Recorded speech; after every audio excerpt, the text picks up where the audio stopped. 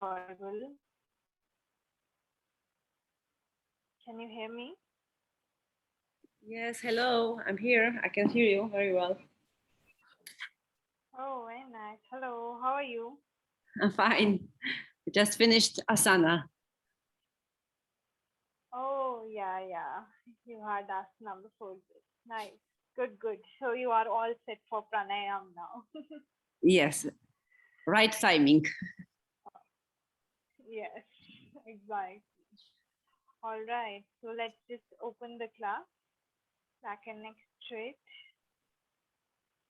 Sit comfortably on your mat and gently close your eyes.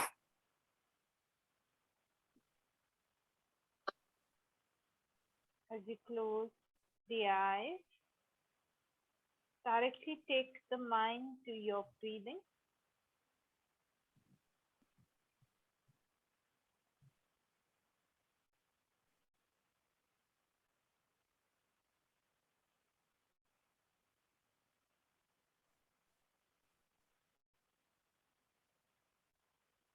Keep the body relaxed.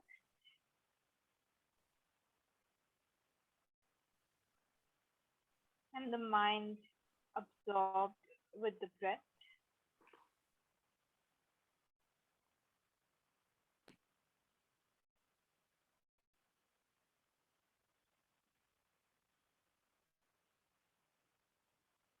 Relax the body.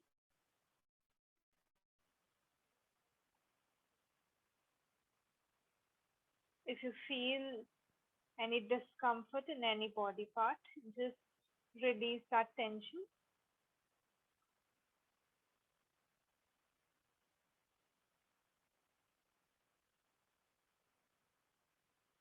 And come back to your breath.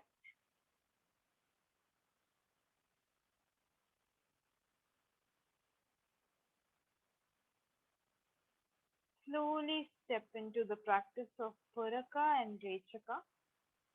Slow, long, and deep inhalation. Slow, long, and deep exhalation.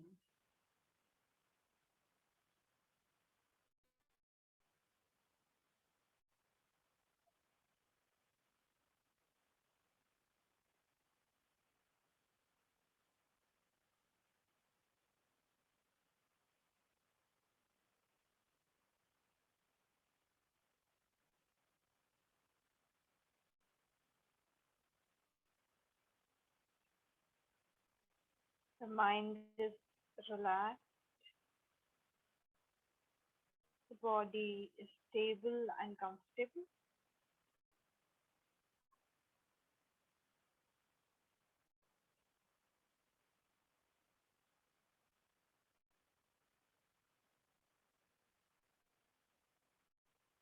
We will chant Om one time, followed by the Shanti mantra. Inhale deeply for Om.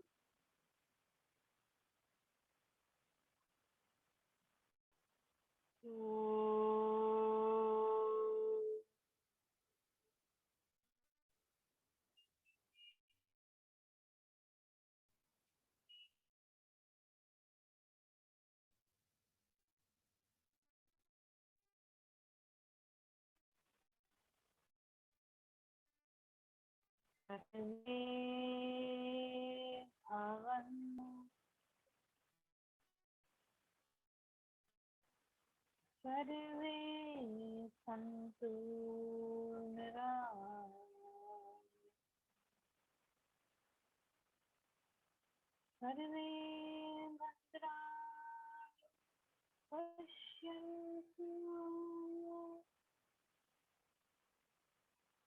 मा कश्चित् दुःखभाग् भवेत् मा कश्चित् दुःखभाग् भवेत्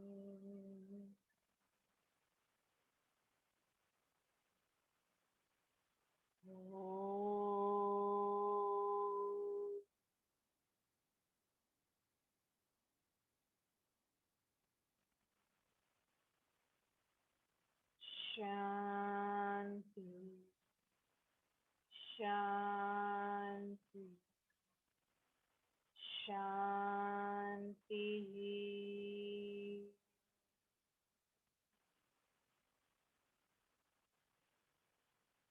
Just feel the vibration.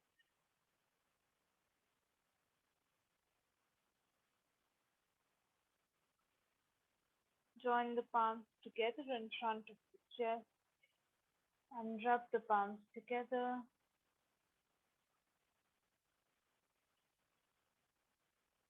Place them on the eyes.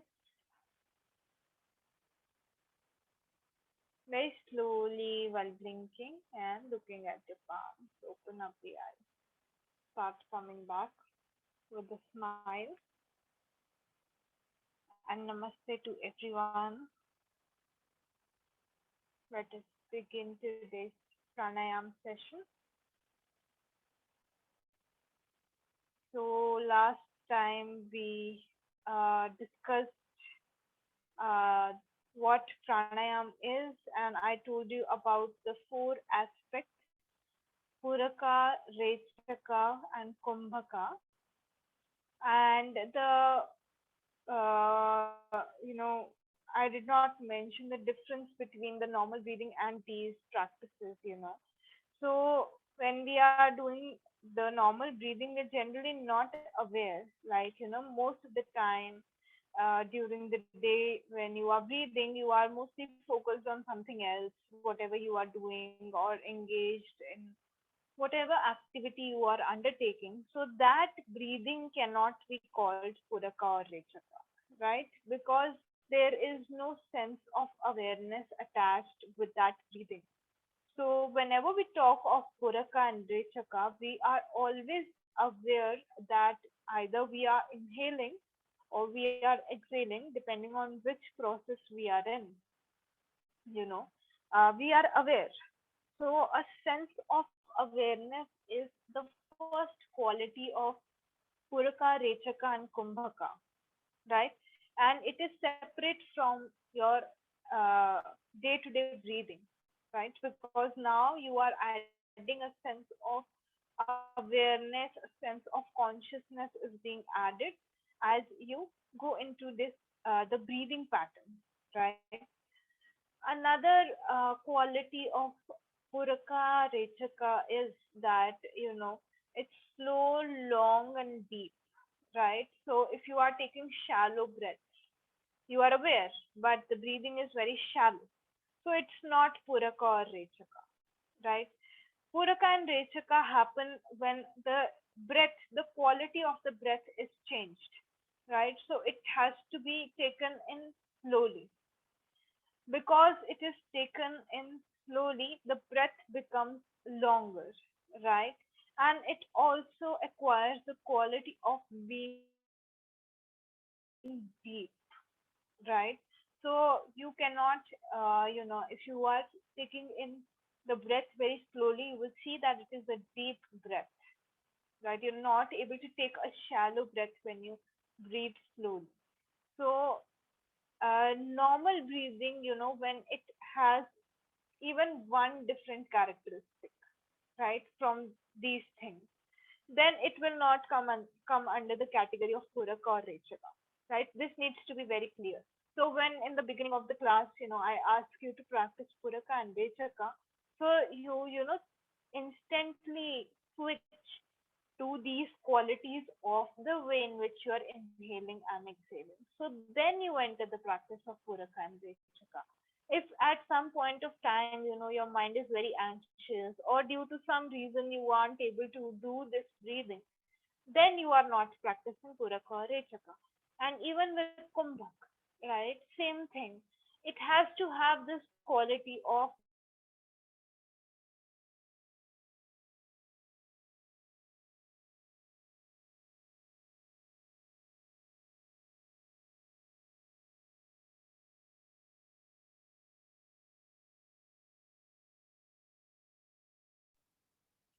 We can't hear.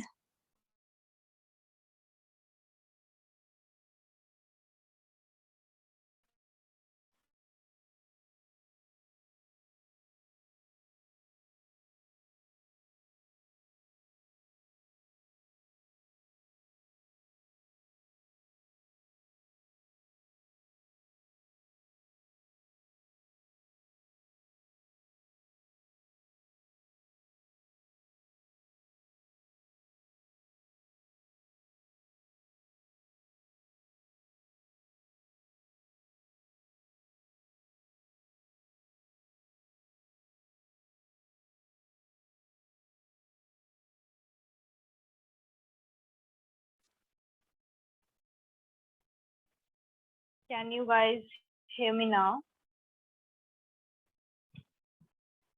Yes. Okay. So I was telling you how Puraka, Rechaka, and Kumbhaka, these are different from your normal breathing and even normal retention, right? So when you are normally retaining the breath as well, sometimes it happens during the day that, our breath, we end up holding the breath, right? But it is not the practice of Kumbhak. Why? Because we are not aware that the breath is being held at that point of time. So Kumbhak also has this quality of awareness. There is a sense of awareness that is attached with Kumbhak also. So not taking Kumbhak just like that, right? There is a sense of awareness that should be there, and that practice will be categorized as the practice of Kumbhak or retention, right? So, yeah. So let's begin with today's class, where we had discussed the 5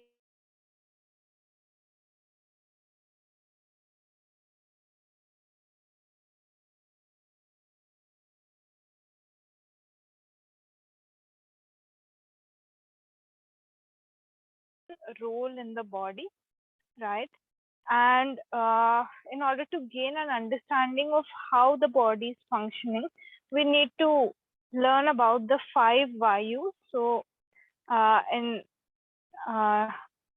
you will find this by 2 names. One is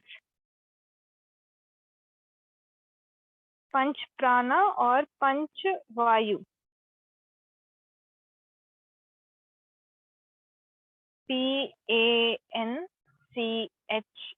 Panch Prana. Prana. Or Panch Vayu. Again, Pancha. Panch. And Vayu is Vayu.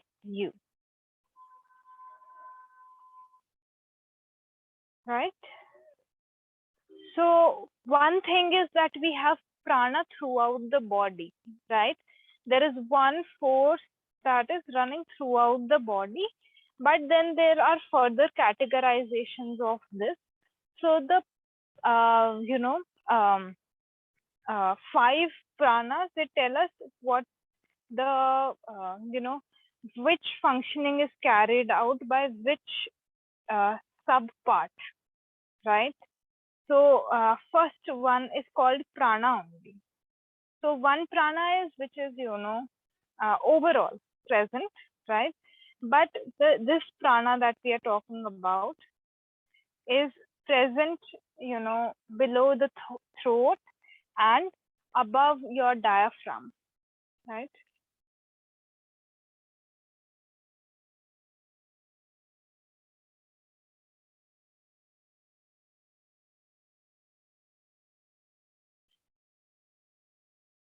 It is present below the throat and above the diaphragm. So basically your thoracic region, the energy that is present in your thoracic region, which is responsible for the this force is mostly responsible for the intaking, right? So the inhalation process that takes place in the body, is because of prana, right? And this energy makes sure that we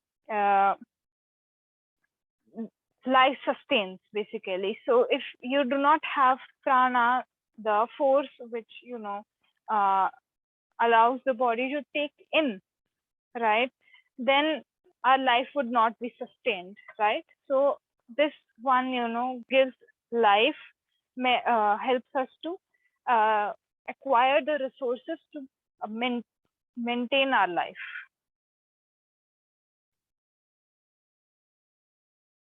right? So breathing, swallowing also is a task that is done because prana is present, right? And prana, how do we know that there is an imbalance?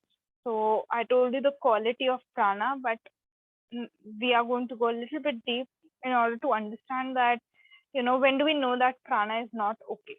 It's not functioning well, right? So when the prana doesn't function properly, you will generally see people struggle from diseases related to the chest region. Yeah, there is some malfunction in the lungs, and the oxygen intake is not proper, right? When the oxygen intake is not proper, even you're on a mental level, you are really impacted, right? It becomes very difficult for a person to concentrate when the breathing is not okay.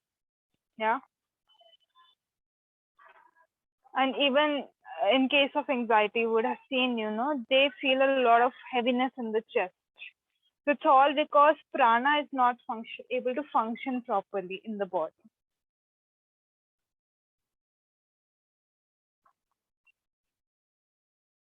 Right. So let's move to the next one. So first thing is we have covered the chest region. Then let's go to the downward force. One is the incoming, related to the incoming in the body. One is related to the expulsion of the body. It is called apan.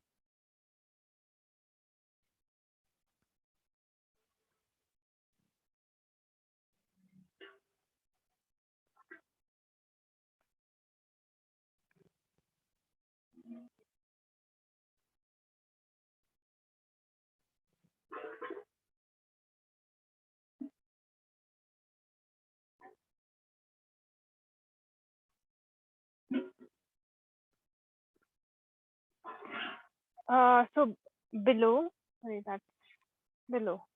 So below the navel region, right, and till your perineum or covering your entire pelvic region, all of the processes that are taking place over here, they mostly have the quality of expulsion, right? So everything that is released out from the body, it's the function of apan, right? So below the navel, you will see, kidneys, your bladder, or the reproductive organs. These are, mostly associated with apan vayu.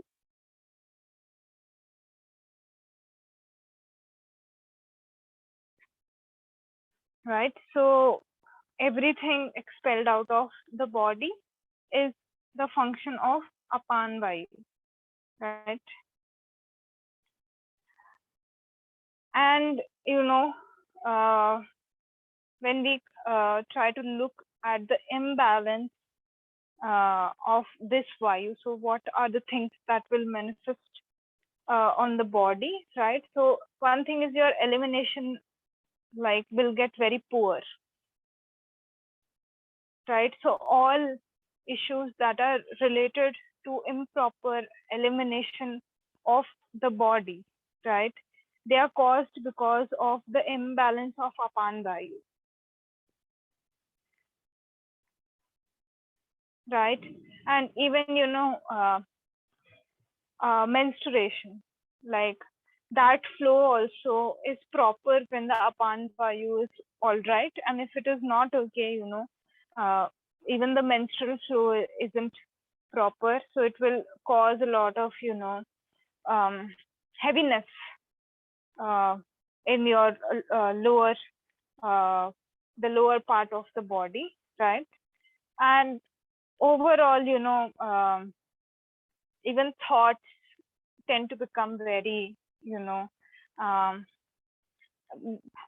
they pull you down, basically. Even your thoughts might tend to pull you down when the apan is not balanced. So even on a mental level, it shows very deeply.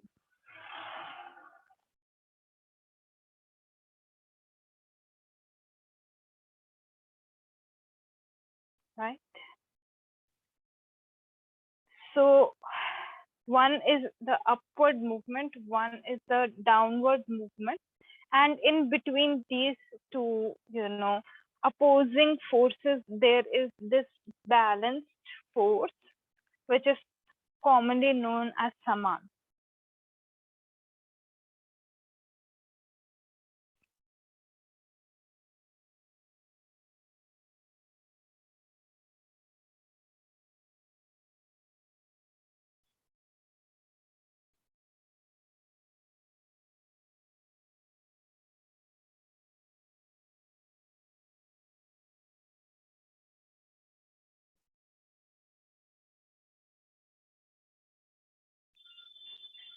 Right, so this entire region that is left, navel region and diaphragm, all of this area is covered by the saman vayu.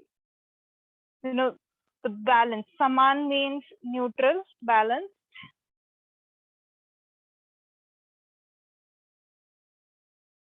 Right, and it is actually a balancing force between two opposing forces of the body.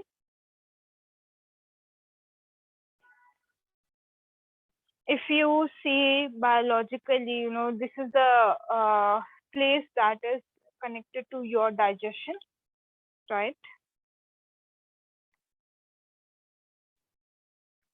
So your digestive fire, in Ayurveda also, you would have studied the importance of the digestive fire. So the digestive fire is controlled by the saman vayu. And things like, your metabolism are controlled because of the saman vayu.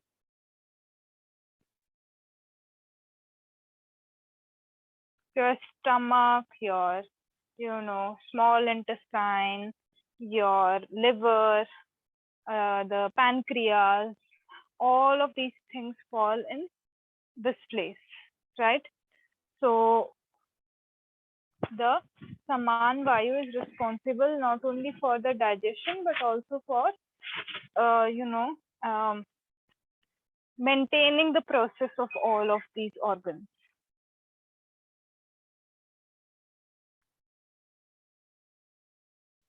And saman vayu, you will see it's very easily disturbed when your mind is disturbed. So you would have seen when, sometimes we are very anxious. So some people feel very hungry. Some people, lose their appetite, right?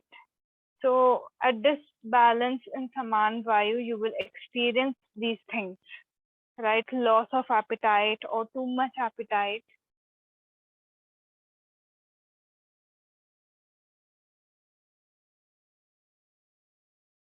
Right, and even assimilation will not take place very well when the saman vayu is imbalanced. So digestion will be impacted directly, but assimilation is also disturbed when the saman vayu is disturbed.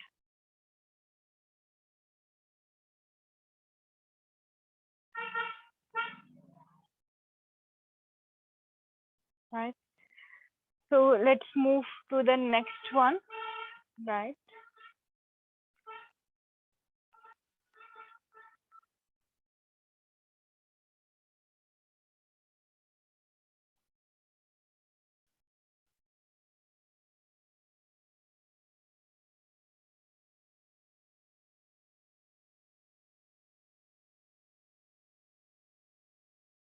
So Udan, U-D-A-N-A, Udan vayu.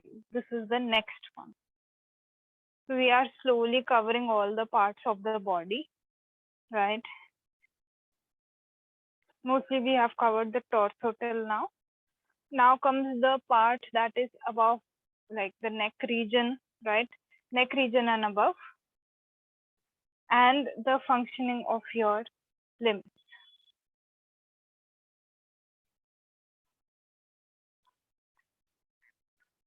So your arms, legs, the neck, the head, all the functioning that is taking place in these regions It is done because of Udan Vayu. And all the senses, right, are, if you see, they are controlled by the Udan Vayu, right? So eyes, like ears, the sense of smell, taste, mostly these are covered by the Udan Vayu. So, the control and coordination of the body, the movement of the, legs, the hands, and all the functions like related to your, eyes, your ears, hearing, the taste, the smell,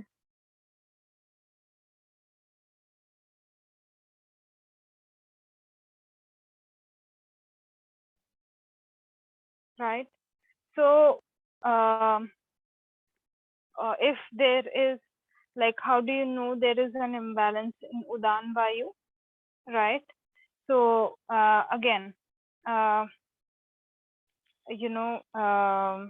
you won't be able to, first thing that comes, because Udan is, controlling above the neck region, all the area. So then there is a lot of confusion in your mind, there is like, lack of clarity in thinking.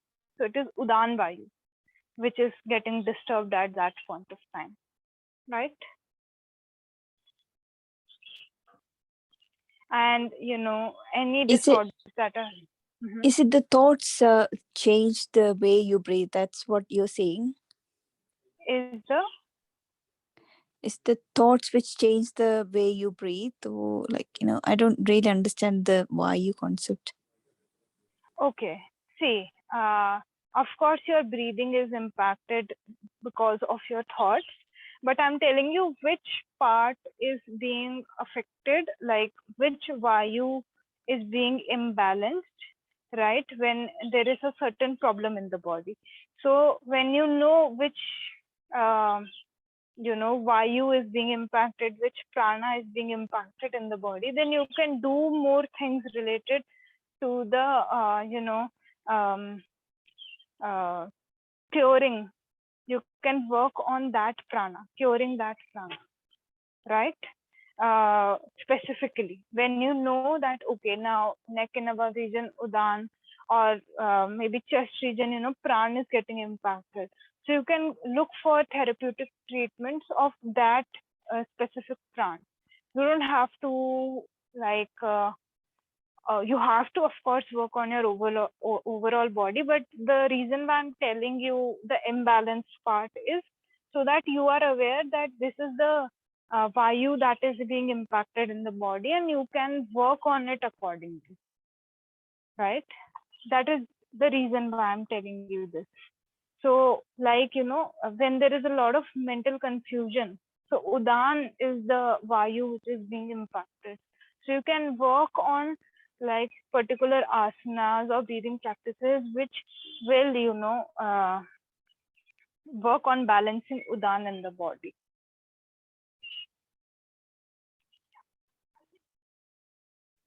Okay. Was I able to address? Yeah. So see, there are 2-3 ways of approaching it. One thing is the body part which is facing that problem. We work on, treating that when you go to yoga therapy, right? But I'm telling you in terms of prana also, I'm connecting it. Basically, this is all connected. So on a bodily level, you know what is happening. So when we talk of prana, you should know which prana is getting impacted because of a particular thing that is happening in the body. So I'm just adding some more information. Nothing is like, everything is interlinked basically.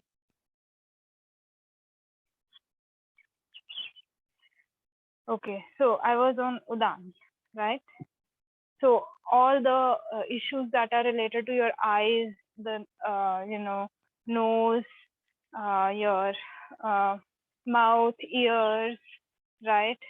Even in your speaking, Udan mostly functions with the speaking also. So if you struggle with speaking, So it's Udan. If you struggle with neuromuscular coordination, it is the Udan Vayu, which is somewhere disturbed. So you can work on balancing this portion, right?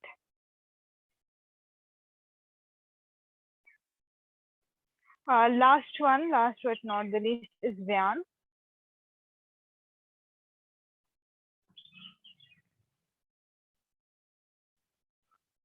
So this is present throughout your body.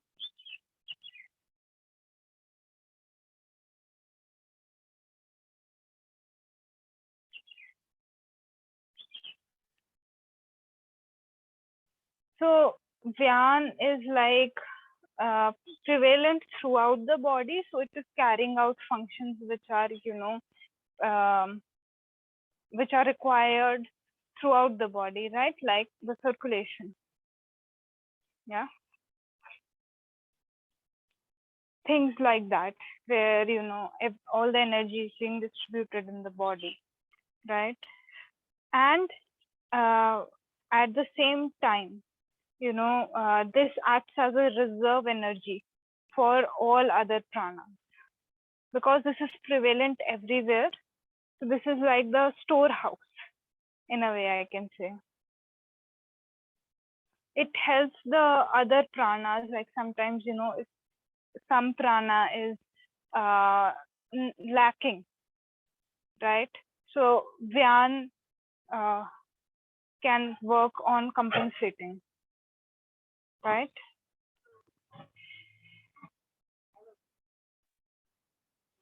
So sometimes, you see that you feel totally drained, but you still, in between you feel that there is some energy that is coming in and supporting you, right?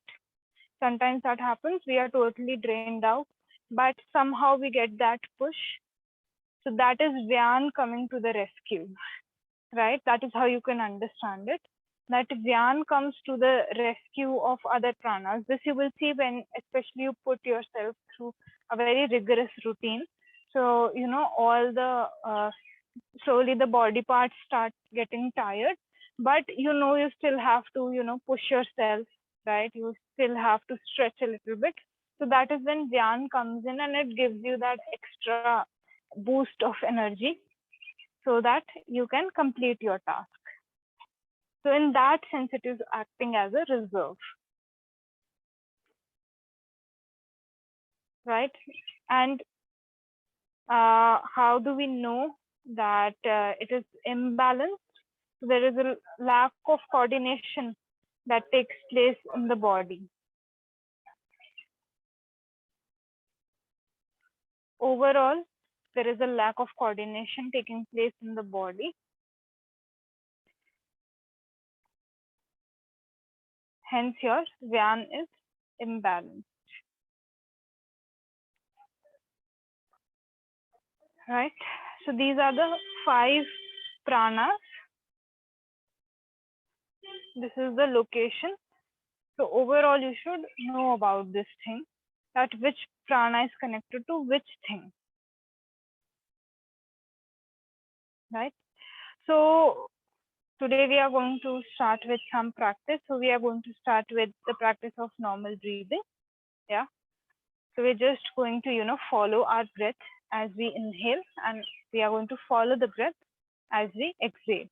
We are not specifically doing any chest or abdominal breathing. We are just becoming aware of the breathing process, and not just of the breathing process. We are actually following the breath as it enters the system, and we are following the breath as it escapes the system. So this is normal breathing, where you are just allowing the breath to be as it is, and you just follow it, right? You are not changing anything. You are just following the breath and then following it back when it escapes your body, right? So let's just go for a short practical session. But before that, are there any doubts that I can address related to the 5 pranas or the 5 koshas or the overall meaning of pranayam? Anything that confuses you, please feel free to unmute yourself and ask. All these things you just mentioned, like you only know after getting those symptoms, isn't it? So, uh, so after getting symptoms, how to correct it? So that's where this comes to place, isn't it? Yes, yes, yes. So, just the general, even I told you sometimes, mind is also getting disturbed, so it's showing on the body, right? So, of course, when something happens, you become aware that, okay, this is where the impact is coming. So, this is getting imbalanced because of the way in which you're thinking, or, you know, because a particular imbalance is showing on the body. And then you can work on correcting it, and you can always immediately know, because of this information, that why something is happening, you know what imbalance is causing a certain thing to happen, and you can work on that. So that's the best part, just that awareness. If somebody won't be able to tell us like what's really happening, how we can find out without them telling us?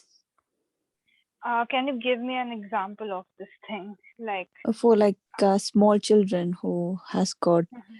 some issues, but they won't be able to respond, like they won't be able to tell us what is happening, but we need to observe. Right. So first thing, for little children, you can just observe, are they doing abdominal breathing or not? Because like kids, uh, if children like generally have abdominal breathing active, their breathing pattern is totally correct, right? But if it isn't, that is when they are undergoing some level of stress or some kind of stress, right? So first thing is, you observe for them, is the abdominal breathing taking place or not, right? After that, you can go deeper. So first, I would say, go for a physiological checkup only. For children, do not try to directly, uh, apply some form of therapy on them, right? So first, get their vitals checked up. First, I would say, go for that. So this is just information for you, which will help you to understand whatever is happening to the child on a deeper level. But you should always, like, consult a doctor first. That is my personal understanding or my personal opinion on this thing. That do not try to, just take out a conclusion on the basis of uh, what you have studied. Consult a professional always, right? So first thing you have to do is check the abdominal breathing, if it is going on or not.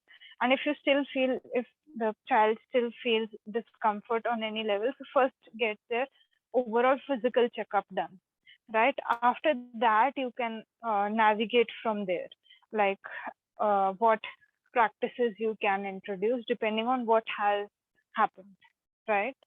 But do not ever, like, just jump to a conclusion on the basis of this.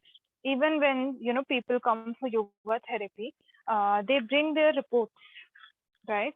So we check the reports, we see what the severity of the condition is, and on the basis of that, therapy is given, and they are never asked to leave their medication immediately, or abandon allopathy immediately, right? So sometimes it's a combination of everything, a holistic approach. Generally, it is the work of a holistic approach which helps the person, right? So you can go about it in this way. Okay. Yeah. Okay.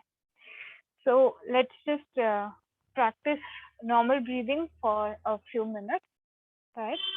So everybody just sit comfortably on your mat, back and neck straight. And when you feel ready, just gently close your eyes.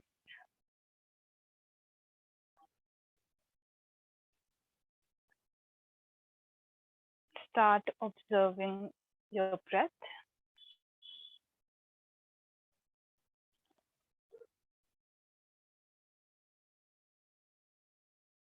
keep the mind on the breathing.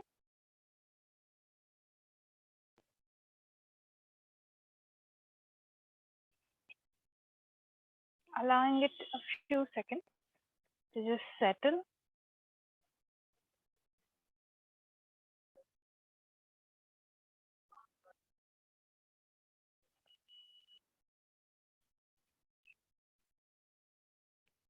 And slowly shift your attention to your body,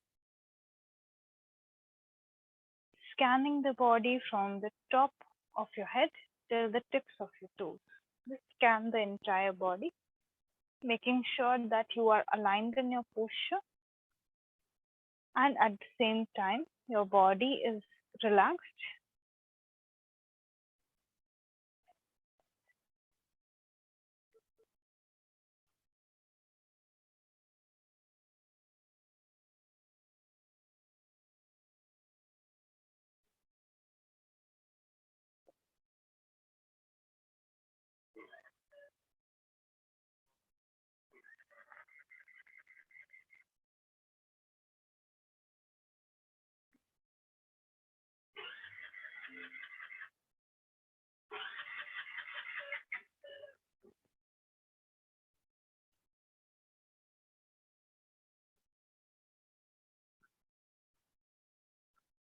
And once you scan the body, gently come back to your breath.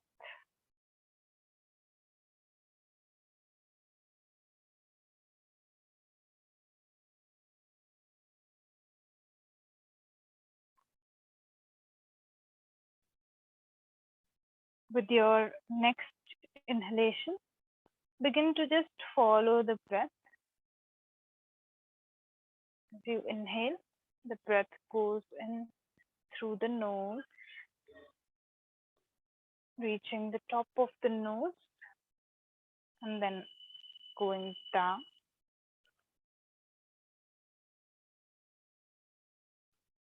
From the back of your mouth,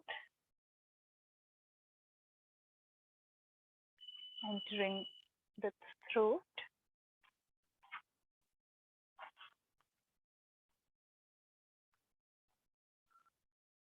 And coming to the chest, feeling that expansion in the chest.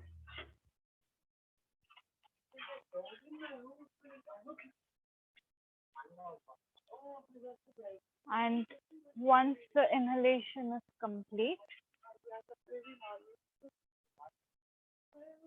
slowly begin to exhale.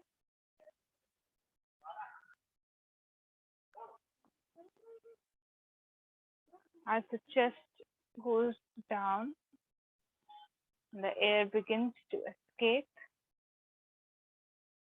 touching the throat,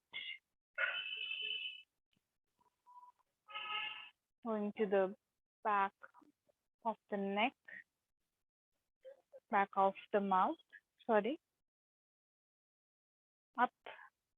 to the top of the nose, and then going down, exiting the nostrils and the body completely.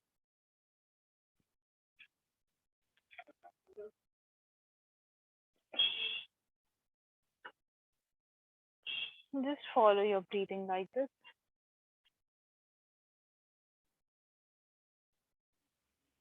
Trying to feel the breath as it goes in the body and as it exits your body.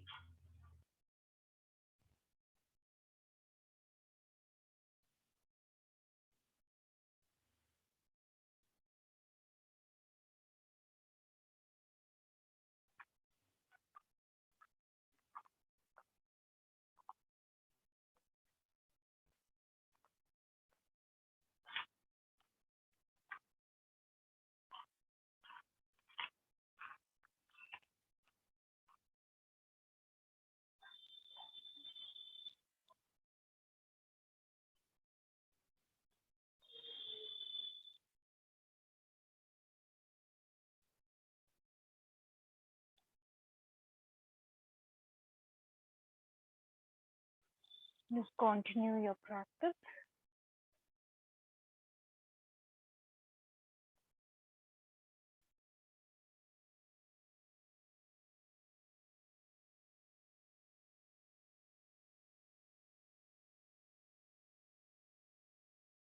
And keep the mind completely absorbed with this feeling, with the touch of the breath as it moves in and out of the body.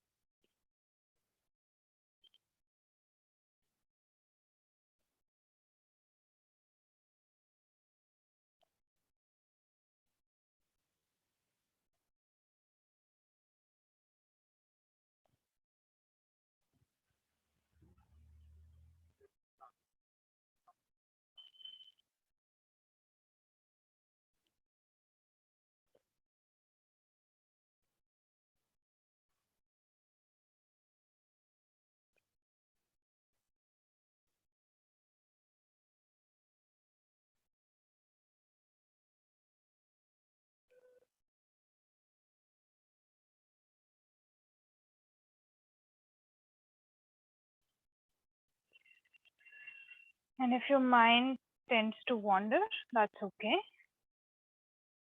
Just become aware and bring it back to the feeling of the breath.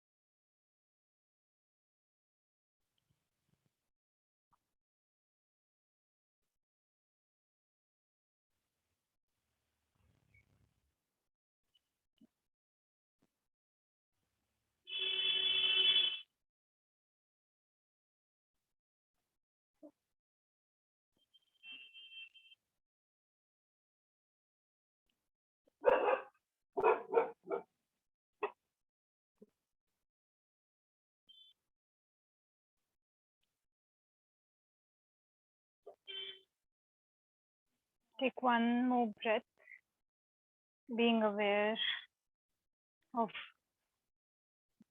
where it is touching the body as it enters and exits the body.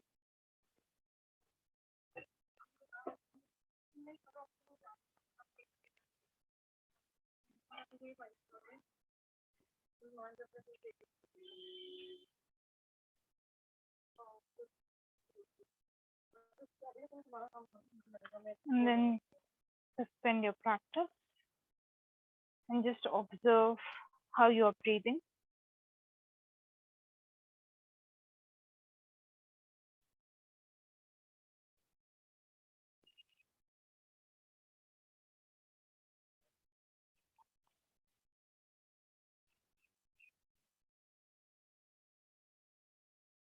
Slowly become aware of your entire body.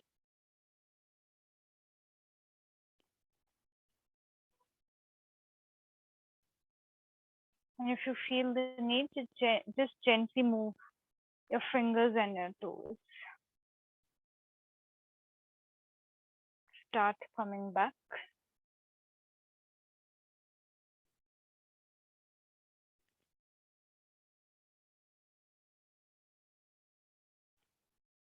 And take 3 deep breaths now.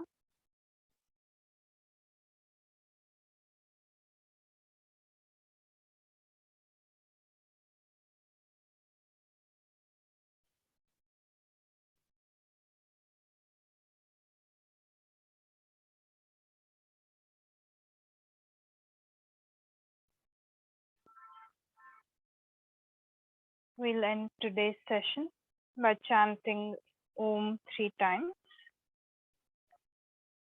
followed by 3 Shantis. Inhale deeply for Om.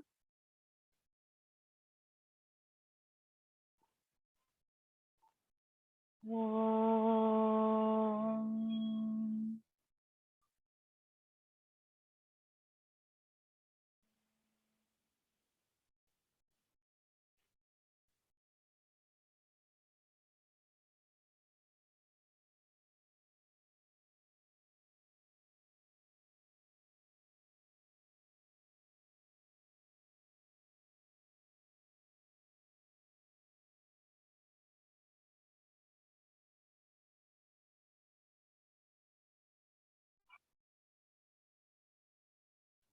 Om.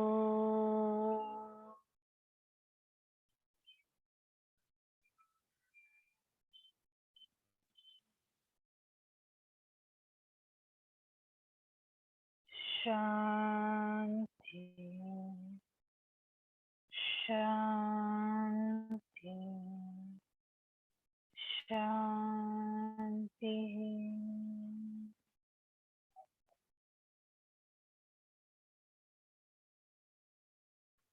Feel the vibration.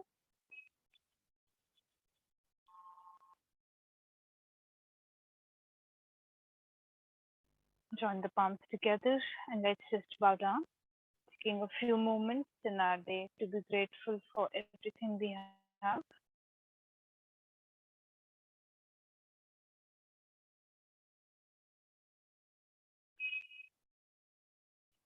Let's just rub both the palms together.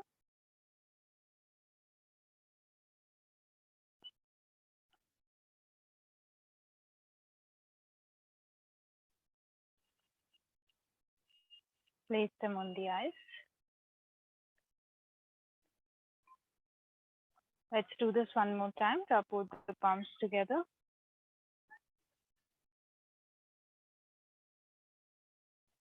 Keep them on the eyes.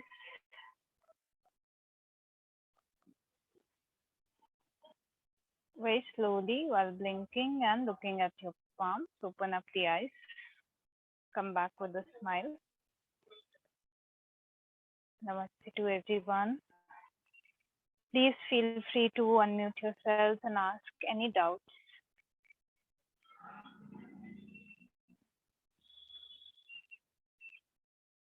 All right. If there are no doubts, I think we can end today's session. Namaste. I will, yeah. All right. Okay. So I will see you all tomorrow for philosophy. Om Shanti to everyone. And bye-bye. Bye-bye. Thank you. Bye. Bye-bye.